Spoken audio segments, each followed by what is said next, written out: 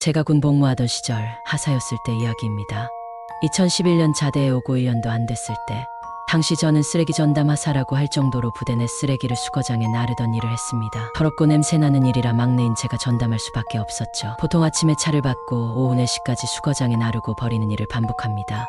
일을 마치면 차량 반납을 하고 자대에서 차를 보내주면 타고 돌아가는 일이었죠. 당시 부대에 쓰레기가 너무 많아 차량을 2대 받아 바쁘게 날랐고 소대 고참 부소대장이 저를 도와 같이 일을 했습니다.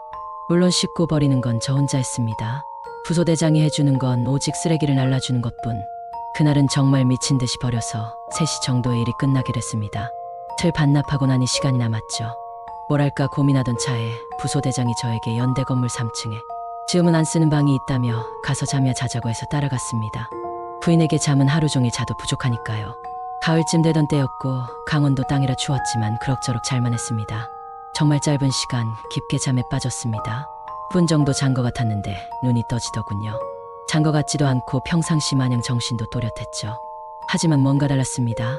딱 짚어 말할 수는 없지만 약간의 위화감이 있었달까요. 멍청하게도 몸이 움직이지 않는 걸 꽤 긴 텀이 흐르고 나서 알았습니다.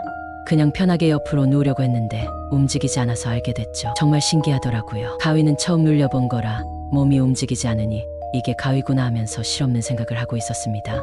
이리저리 눈만 돌리는데 이상하게 머리 위쪽을 보면 안 된다는 생각이 머릿속에 콱 박혀왔습니다. 그 순간부터 갑자기 너무 무서웠습니다.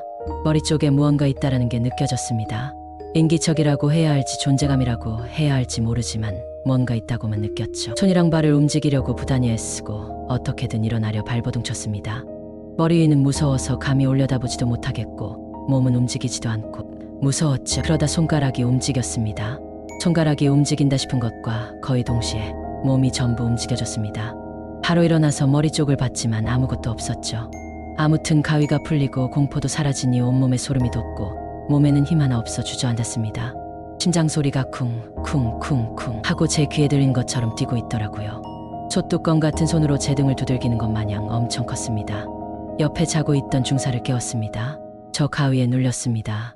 다고 말하니 별 대수롭지 않게 가위 그냥 다시 자 다고 하더라고요. 그리고 전 다시 잤습니다. 머리 위에 뭔가 나오지 않을까 마음 졸이면서요. 제가 생각해도 뜬금없지만 다시 잤습니다. 그때 그 가위는 왜 눌린 거고 왜 위를 쳐다보지 못했을까요? 그날 저와 같이 잔 중사는 그 주 휴가였고 휴가 당일 저녁 중대 카톡으로 메시지가 왔습니다. 전중사 교통사고로 차 유리를 뚫고 나갔고 머리를 박고 추열이 있는데 굉장히 심각한 상황입니다. 그리고 2시간 후 가족상의 아예 보급관님과 같이 산소호흡기를 뗐고 사망 확인했다는 카톡이 왔습니다. 그 후로 가위에 눌린 적은 없습니다. 그리고 제 주변에 죽은 사람도 그 이후 아직 없습니다. 그 중사님 참 술 담배 안 하시고 돈을 악착같이 모으셨는데 아직도 그분이랑 마지막을 농담한 게 생각나네요. 저녁할 때 되면 전 여자친구한테 전화 오게 만들 거라고 하던 게요. 저녁 못하고 군인으로 돌아가셔서 아직도 참 안타깝습니다.